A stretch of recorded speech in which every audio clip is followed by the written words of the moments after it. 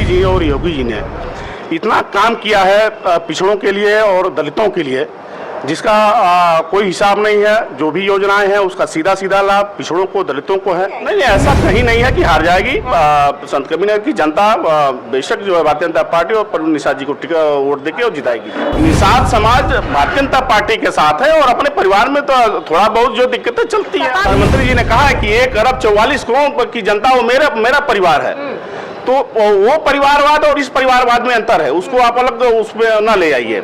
जनता को राशन, गरीब जनता को पार्टी सरकार राशन भी दे रही है और लाखों रोजगार सृजन कर रही है। स्वरोजगार करने के लिए भारतीय जनता पार्टी उनको लोन की व्यवस्था की है कि आप पैसा लीजिए और अपनी रोजगार करिए। जो है ऐसी पार्टी और ऐसा व्यक्ति का पूरी जनता विरोध करेगी और नरेंद्र मोदी जी को अपना वोट देकर उनको ऐतिहासिक मतों से फिर इस बार 400 पार करके प्रधानमंत्री पद में। सबसे अधिक अगर लाभ किसी को मिला है तो उसमें मुस्लिम परिवार और दलित परिवार को मिला है।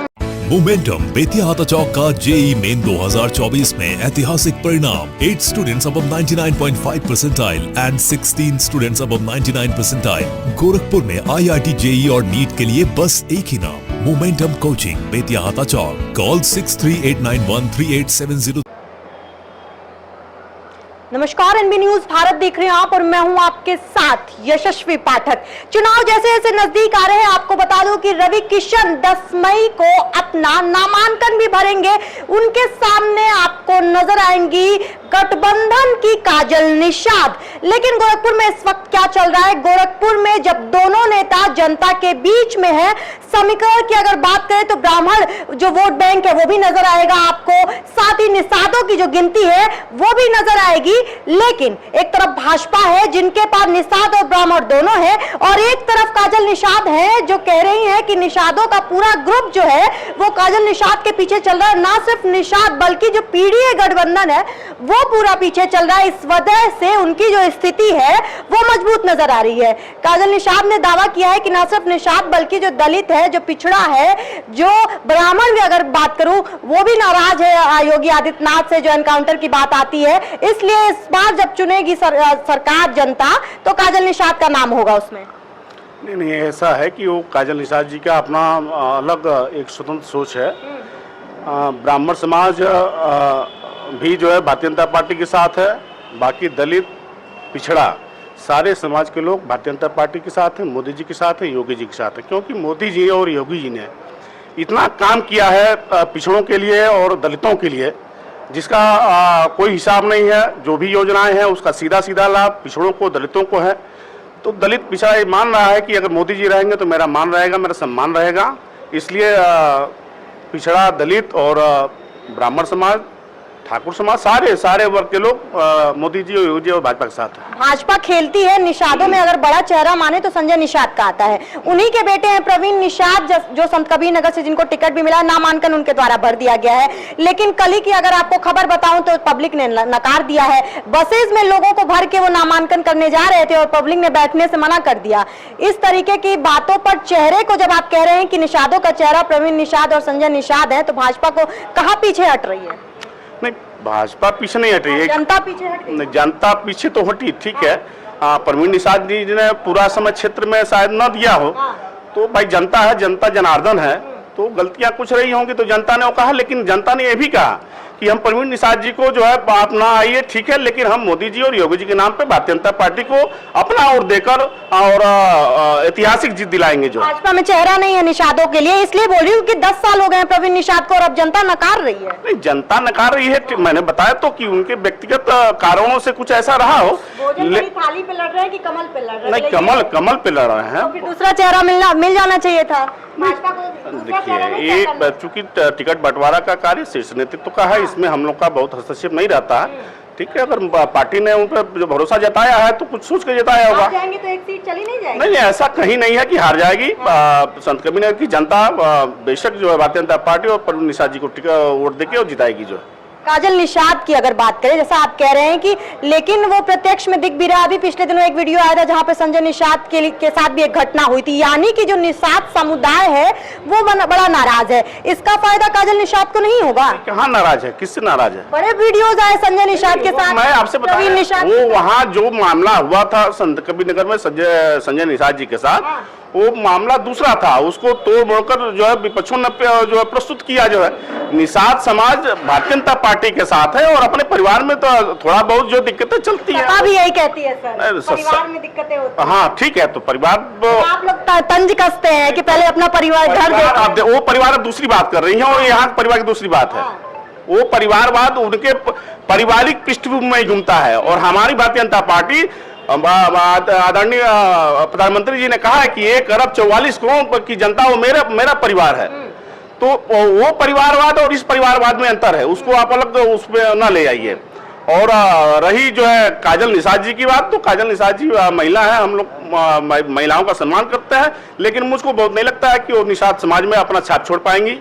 ऐसा कहीं कुछ दूर दूर तक दिखाई नहीं दे रहा। थोड़े सी मुद्दे की बात करते, क्योंकि आप बहुत कम समय बचा हुआ है जब वोटिंग होगा, लेकिन क्या लग रहा है अब, क्योंकि जनता के बीच में आप लोग जा भी रहे हैं, लोगों से मिल रहे हैं और मैं भी जा रही हूँ, वीडियोस भी देख रही हूँ, लोगों से बातचीत भी हो रही है। इस बार मुद्दे क्या महंगाई और रोजगार के नहीं होंगे? सिर्फ मोदी का चेहरा काफी है? नहीं, देखिए मुद्दे तो सिर्फ विकास है। विकास कार्य 2014 से पहले, 2004 और 10 के बीच में भी आप देख लीजिए, 2014 से पहले देश की क्या स्थिति थी और 2014 के बाद देश की क्या स्थिति है। मुझको ऐसा रोजगार नहीं देंगे तो देश कैसे बदलेगा? नहीं, रोजगार ऐसा नहीं है। जनता कह रही है राशन नहीं चाहिए, रोजगार नहीं। जनता को राशन, गरीब जनता को पार्टी सरकार राशन भी दे रही है और लाखों रोजगार सृजन कर रही है।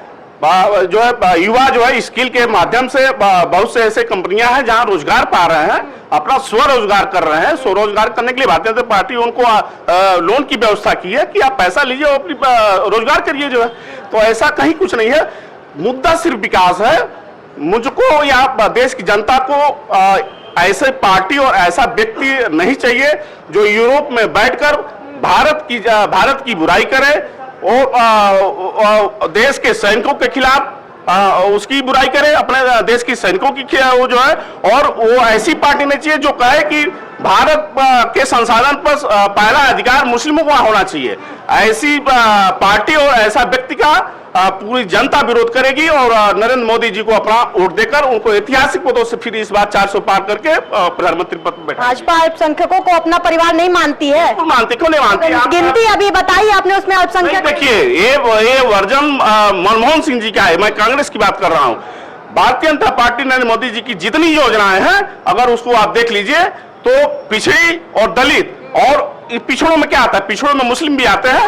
वो गरीब मुस्लिमों को प्रधानमंत्री आवास योजना कर लीजिए या आयुष्मान कार्ड योजना कर लीजिए या सौभाग्य योजना कर लीजिए या उज्ज्वला योजना कर लीजिए या शौचालय योजना, सबसे अधिक अगर लाभ किसी को मिला है तो उसमें मुस्लिम परिवार और दलित परिवार को मिला है। तो ऐसा कहाँ, आदरणीय मोदी जी के तो जो वो विजन है वो सबको लेके चलने का है, वो कहीं भेदभाव नहीं है। जहां यहाँ तक कि जिस देश में प्रदेश में अपनी भारतीय जनता पार्टी की सरकार नहीं है, वहां भी अपनी सरकार के इतना ही धर्म अवमुक्त करने का काम नरेंद्र मोदी जी ने करते हैं जो है।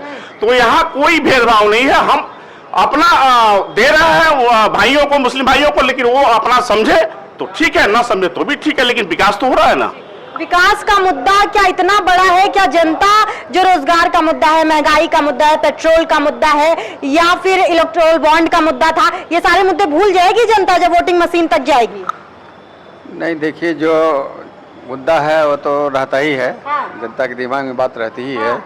लेकिन तो कैसे जीतेगी? नहीं जीतेगी, खिलाफ जा रहा है। नहीं ऐसा नहीं है। हाँ। देखिए खिलाफ तो हर प्रत्याशी जितने होते हैं कुछ न कुछ उनसे असंतुष्ट रहते हैं, तो स्वाभाविक है कि वो हल्ला कर देते। इससे नहीं मानना चाहिए कि पूरा सामने एग्जाम्पल बता दिया है कि प्रवीण निषाद जी को जनता ने नकार दिया पूरी तरीके से। जनता ने नकारा नहीं पूरा, कुछ लोग हो सकते हैं जो उनसे असंतुष्ट हो सकते हैं, वो लोग शादी तो थे सर। निषाद समाज में समाजवादी पार्टी के गुंडे थे जो वहाँ स्थानीय स्तर पे सांसद जी का विरोध किए। जनता ने उन्हें नहीं नकारा। स्थानीय स्तर पे समाजवादी पार्टी के गुंडे थे वो, जो उनसे हाथापाई किए, उनके साथ बदसलूकी किए। आने वाले 1 जून के वहाँ की जनता एक मत से प्रवीण निषाद के साथ खड़ी है।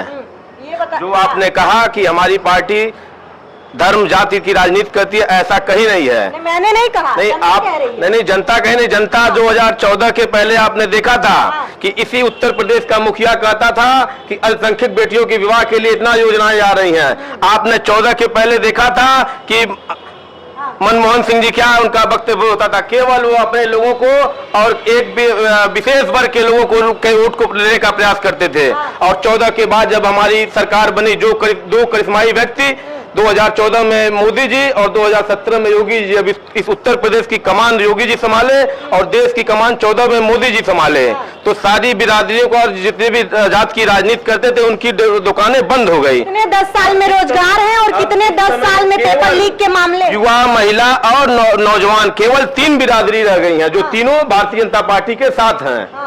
रह गई विकास की जो बात आपने की है, आप इसी गोरखपुर में थी, 14 के पहले ही नौका विहार हत्याएं के नाम पे नौका विहार जाना जाता था। यही मेडिकल कॉलेज आपके सामने है, जब सांसद महाराज जी थे पैदल मंडलायुक्त कार्यालय से तक चल के मेडिकल कॉलेज से आए थे। उत्तर प्रदेश की 80 सीटें गोरखपुर में केवल और केवल पूर्वी उत्तर प्रदेश में विकास के नाम पे वोट पड़ेगा। पूज्य महाराज जी और मोदी जी के विजन के नाम पे वोट पड़ेगा। जो सपना उन्होंने दिखाया था, जैसे आपने कहा ना कि 400 पार, वो 400 पार का नारा इस नाते होगा कि भारतीय जनता पार्टी ने अपने विजन में जो कहा था उसको चरितार्थ करके दिखाया है। उत्तर प्रदेश की 80 सीटें कहा जा रहा है योगी आदित्यनाथ के द्वारा कि वो प्रधानमंत्री की झोली में डालेंगे। बिल्कुल, पूज्य महाराज जी के नेतृत्व में हर एक कार्यकर्ता 1 जून को पूरी तैयारी के साथ 4 जून को जब पेटी खुलेगा तो पुनः फिर विरोधी यही कहेंगे कि ईवीएम हैक हो गया, और फिर वो ईवीएम का ही रोना रोएंगे, क्योंकि जो विकास की गंगा बह रही है उसके साथ पूरी जनता महाराज जी के साथ खड़ी है। 80 सीटों की बात की गई, बड़ा दावा किया योगी आदित्यनाथ ने, बड़े मंच पे खड़े होकर कहा कि 80 की 80 सीटें प्रधानमंत्री की झोली में डालूंगा। कितना अंतर आप देख रहे हैं इस 80 सीटों में, और क्या विपक्ष इतना निराधार है कि 80 की 80 सीटें भाजपा ले जाएगी? देखिए, ऐसा है कि इसके पहले भी राहुल गांधी और अखिलेश यादव, ये दोनों लोग साथ में मिलकर चुनाव लड़ चुके हैं। उसका परिणाम नतीजा क्या था वो आप भी देखे थे, वो पूरा देश देखा था। इस बार जो पूज्य महाराज जी ने कहा है कि 80 में से 80 सीट मोदी जी की झोली में पड़ेगा, वो एकदम हकीकत उन्होंने कहा है। भारतीय जनता पार्टी का हर एक कार्यकर्ता गली गली घूम घूम कर दलित, शोषित, वंचित हर समाज से मिलकर अपनी योजनाओं को वहां तक बताकर उनसे आग्रह कर रहा है कि जिस तरीके से आप पिछली बार अपना आशीर्वाद देकर योगी जी और मोदी जी को शीर्ष पर बैठाने का काम किया, इस बार भी आप अपना आशीर्वाद देकर माननीय प्रधानमंत्री जी को तीसरी बार प्रधानमंत्री पद पर बैठाने का कार्य करेंगे। जो है योजनाओं की बात चल रही है, लेकिन योजनाएं तो जनता भी डिसाइड करती है कि वो योजनाएं जो स्कीमें तैयार की गई थी सरकारों के द्वारा वो जनता पर धरातल में कितनी पहुंची है, ये भी देखना दिलचस्प होगा। जब जनता वोटिंग मशीन तक जाएगी तो क्या सोचेगी, क्या तय करेगी, और जब रिजल्ट्स आएंगे तो पता चलेगा कि जनता ने किसका दामन थामा है। खासतौर पर 80 जो सीटें हैं उत्तर प्रदेश की, वो दिल्ली की गद्दी तय करती है। तो उत्तर प्रदेश की जनता क्या चाहती है बताएंगे। सब कुछ बने रहिए एनबी भारत के साथ। मैं थी आपके साथ यशस्वी पाठक।